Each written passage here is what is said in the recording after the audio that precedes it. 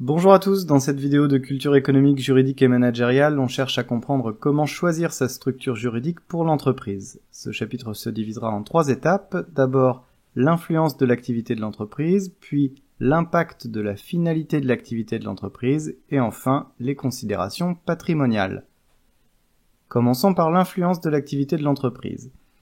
Le terme « entreprise » a plusieurs significations. Il désigne entre autres les différentes structures juridiques permettant d'entreprendre une activité lucrative. Il peut s'agir d'un seul entrepreneur qui souhaite entreprendre une activité sous la forme d'une entreprise individuelle, une EI. Dans ce cas, l'entrepreneur et l'entreprise ne forment qu'une seule et même personne et il n'existe qu'un seul patrimoine qui englobe les biens personnels de l'entrepreneur et ceux qu'il dédie à son activité professionnelle. Mais un entrepreneur peut également créer une société, c'est-à-dire une personne morale disposant d'un patrimoine distinct du sien.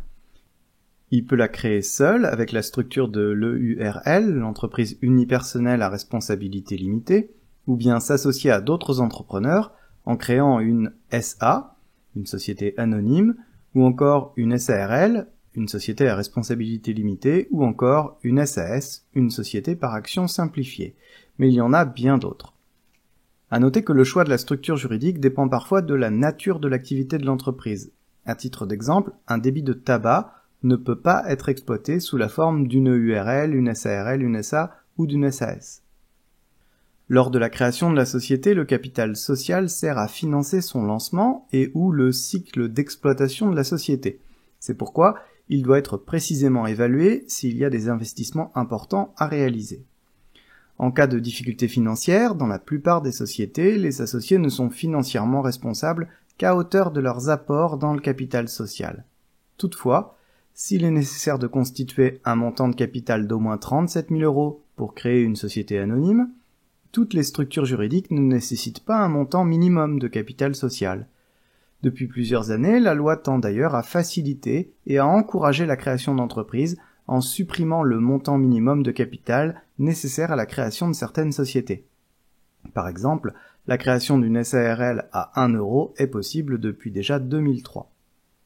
Or, si le montant du capital social est insuffisant, les créanciers risquent de ne pas être remboursés. C'est la raison pour laquelle les créanciers, les banques, les fournisseurs, accorderont plus facilement un crédit à une entreprise disposant d'un montant de capital social suffisamment important. Le capital sert donc à afficher la solidité financière de la société aux partenaires. Voyons maintenant l'impact de la finalité de l'activité de l'entreprise.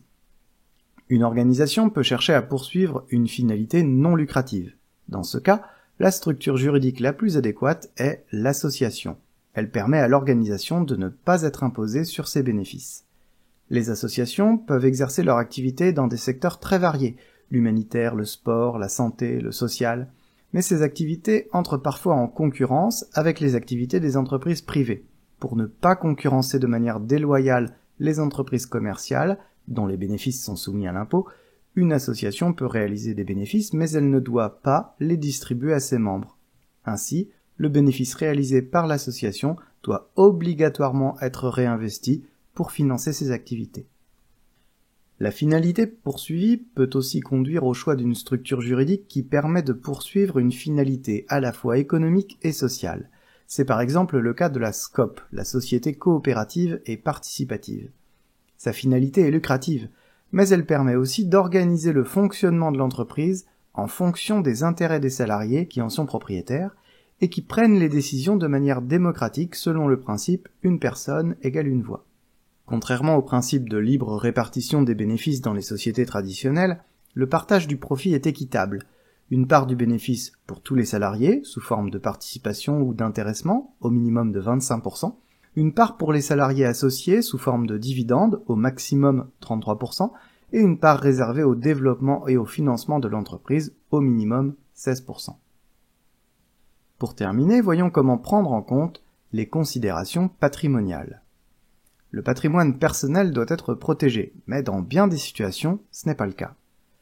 La création d'une société permet de protéger le patrimoine privé de l'entrepreneur, mais dans certains cas, la séparation privée-professionnelle est illusoire. En effet, certaines formes de société prévoient une responsabilité indéfinie des associés.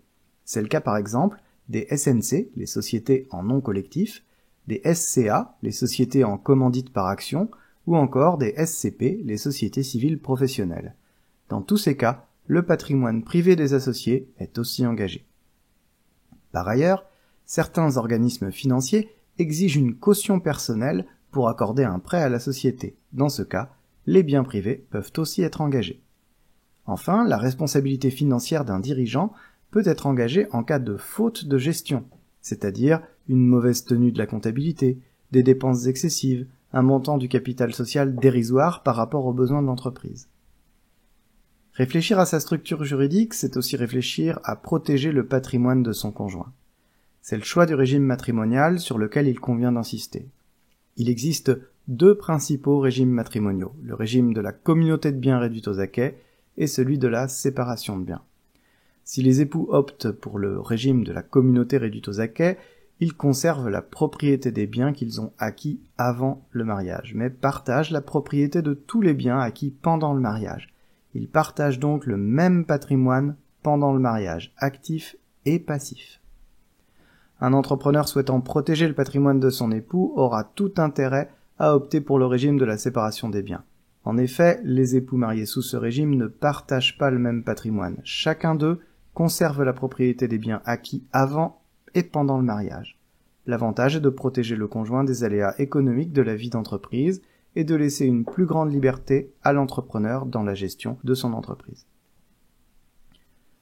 En résumé, vous devez retenir l'entreprise individuelle et les formes de société, les associations et les scopes, le régime matrimonial de séparation des biens. Voilà, ce chapitre est maintenant terminé. Bonne révision à tous et à bientôt pour la suite, l'évolution de la structure juridique.